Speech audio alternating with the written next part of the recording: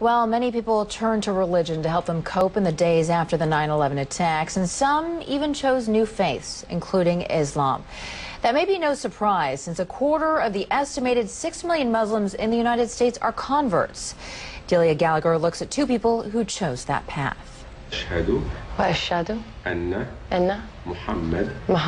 Allison Poole says this phrase 3 times in Arabic, and then in English. There is no God but God. And I bear witness. That Muhammad is the messenger of God. Is the messenger of God.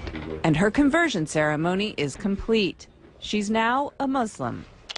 Moments later, she'll marry Sammy and become Allison El Gamal.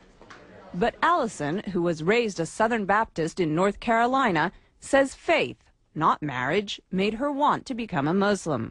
I think for a long time I've been looking for something.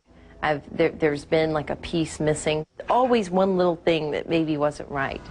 At a ceremony marking the Muslim holy month of Ramadan, she explained why Islam appeals to her. I think because it's much more about peace. I'm praying 5 times a day. It's kind of hard to go out and say bad things or do bad things when you're praying 5 times a day. And you have to believe. The imam who married Allison says he's seen more American converts recently, in part because of the prominence of Islam in the news. It may sound paradoxical, but what happens is that when something becomes more in the news, people tend to want to know about it. Allison says she was already on a spiritual quest when she began to hear a lot about Islam post 9/11.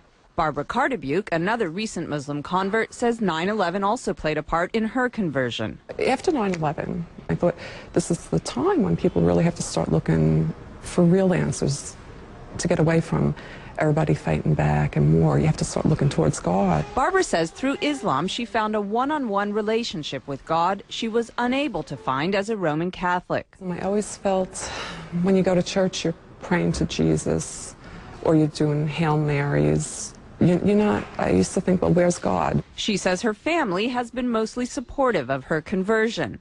Allison says her family is completely behind her decision, but occasionally she's reminded that not everyone is. I was walking around down near the World Trade Center, and this woman walked by, and she said, "I want to just go bomb those Muslim bastards."